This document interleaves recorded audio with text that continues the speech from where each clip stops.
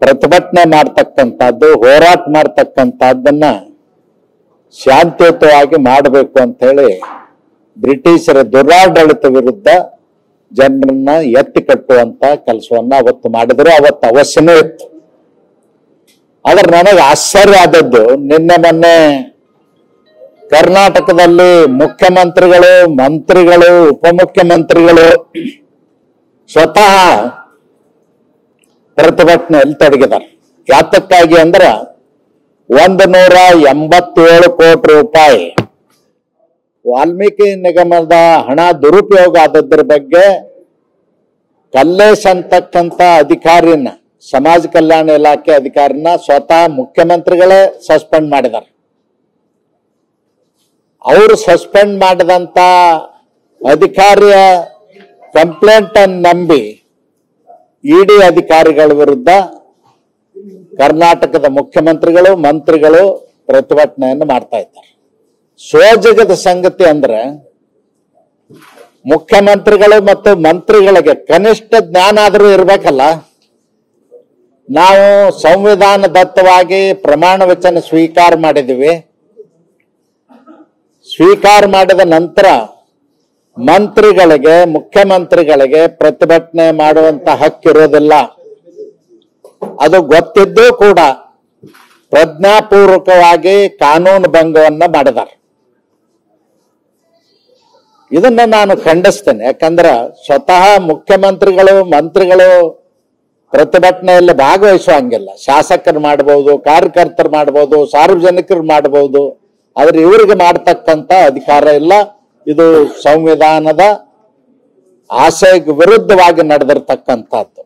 ಮತ್ತು federal system of government ನಲ್ಲಿ ಈ ರೀತಿ ನಾವು ರಾಜ್ಯದಲ್ಲಿ ಬೇರೆ ಪಕ್ಷದ ಆಡಳಿತ ಅದ ಅಂತ ಹೇಳಿ ಕಾನೂನು ಬಾಹಿರವಾಗಿ ಪ್ರತಿಭಟನೆ ಮಾಡತಕ್ಕಂಥದ್ದು ಎಷ್ಟರ ಮಟ್ಟಿಗೆ ಸರಿ ಅನ್ನೋದನ್ನ ಅವರು ಸಚಿವ ಸಂಪುಟದ ಎಲ್ಲ ಸಹೋದ್ಯೋಗಿಗಳು ಆಲೋಚನೆ ಮಾಡಬೇಕು ಅಂತ ಹೇಳಿ ಹೇಳಲಿಕ್ಕೆ ಬಯಸ್ತೇನೆ.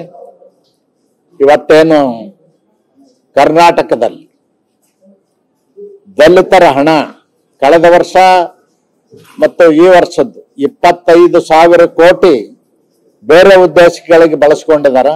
ದಲಿತರ ಕಲ್ಯಾಣಕ್ಕಾಗಿ ಅದು ಉಪಯೋಗ ಆಗಿಲ್ಲ. ಅದಕ್ಕಾಗಿ ಮುಖ್ಯಮಂತ್ರಿಗಳಿಗೆ ಒತ್ತಾಯ ಮಾಡ್ತೇನೆ, ಹಾಗಿದ್ರು ತಮ್ಮ ಬಜೆಟ್ ಆಗಿದೆ, ಕೂಡಲೇ 25,000 ಕೋಟಿ SCP ಮತ್ತು TSP ಅನುದಾನವನ್ನ ವಾಪಸ್ ಕೊಟ್ಟು ಅವ್ರಿಗೆ ಭೂಮಿ ಖರೀದಿ ಮಾಡಿಕೊಡ್ತಕ್ಕಂಥದ್ದು, ಅವ್ರ ಶಿಕ್ಷಣ ಮಾಡಿಕೊಡ್ತಕ್ಕಂಥದ್ದು ಮತ್ತು ಅವ್ರ ಉದ್ಯೋಗಕ್ಕೆ ಸಹಾಯ ಮಾಡಬೇಕು ಅಂತ ಒತ್ತಾಯ ಮಾಡ್ತೇನೆ.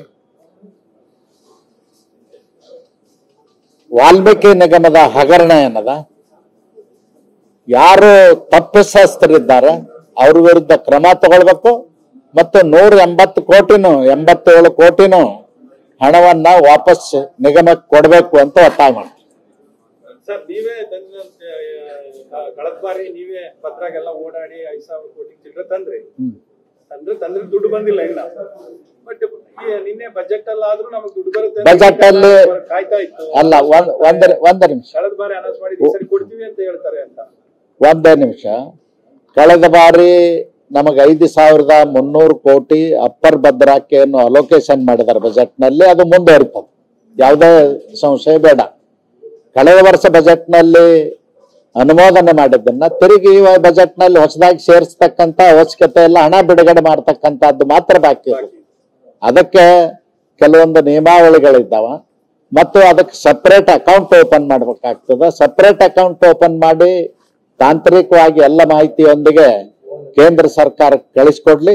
ಖಂಡಿತವಾಗಿಯೂ ಆ ಹಣ ಬಿಡುಗಡೆ ಆಗ್ತದೆ. ಈಗಾಗಲೇ ಮುಖ್ಯಮಂತ್ರಿಗಳ ಕರೆದಂತ ಸಂಸದರ ಸಭೆಯಲ್ಲಿ ಹಣಕಾಸು ಮಂತ್ರಿ ಶ್ರೀಮತಿ ನಿರ್ಮಲಾ ಸೀತಾರಾಮನ್ ಅವರು ಸ್ವತಃ 2 ತಾಸು ಸಭೆಯಲ್ಲಿ ಕೂತು ಹೇಳೋಗಿದಾರ.